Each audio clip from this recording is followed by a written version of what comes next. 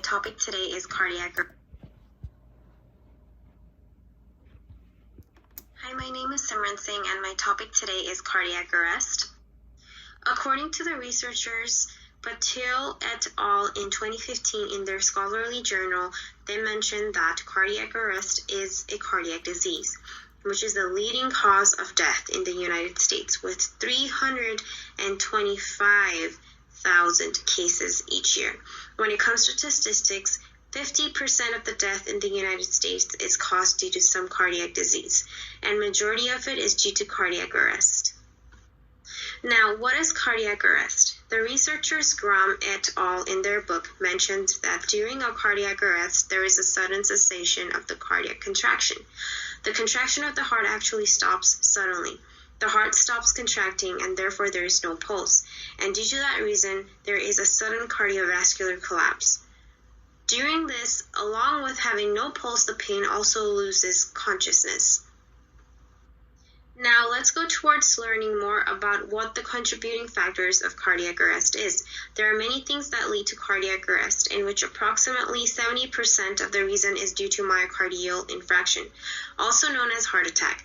It can also be caused by pulmonary embolism, which means that there is a blockage in one of the pulmonary arteries in the lungs that is mostly caused due to the blood clots.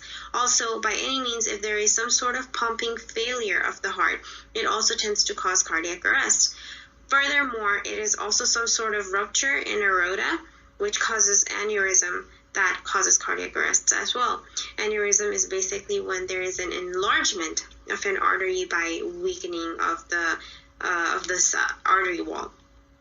It can also be caused by electrochemical imbalances. However, according to the researchers Keller and Halperin in their scholarly journal published in the year 2015, mentions that ventricular fibrillation is the leading cause for the sudden cardiac arrest. For this very reason, we'll be focusing on how ventricular fibrillation, and which is a type of arrhythmia, causes cardiac arrest. So, what is ventricular fibrillation? The heart contains internal electrical system that controls the rhythm of the heartbeat. The heart conditions that we mentioned earlier can contribute to abnormal heart rhythms, and that is called arrhythmias. So especially during an arrhythmia, the heart can actually beat too slow, too fast, or it can also stop beating. That brings us back to defining ventricular fibrillation because it is an abnormal heart rhythm. During ventricular fibrillation, the ventricles of the heart, which is at the lower chamber, loses the ability to contract. And due to that reason, it loses the ability to transport blood to basically the rest of the body. And that particular phenomenon leads to cardiac arrest. And before we talk about how such arrhythmia causes imbalances in the electrical system that controls the heartbeat, we have to learn how normal heart functions and their physiology. So, how does the normal heart function? The blood enters the body through the superior and inferior vena cava. Now that blood lacks oxygen and therefore coming to gain more oxygen, the color of it is blue, which also means that it is not oxygenated.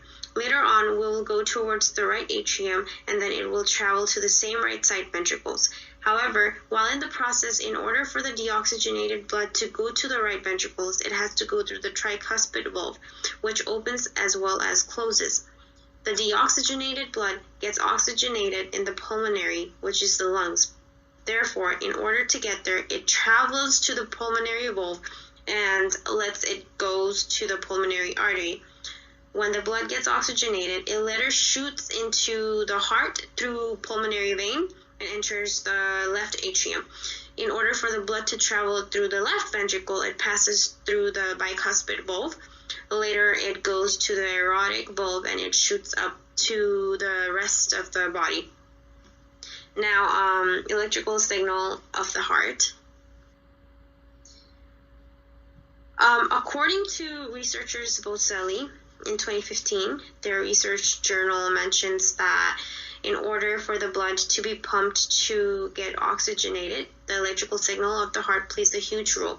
The electroconduction of the normal heart takes place in the sinoatrial node. Later, the signal travels down furthermore to atrioventricular node and then goes to the ventricles. The signal makes the wall of ventricles contract and blood gets pushed out to the rest of the body.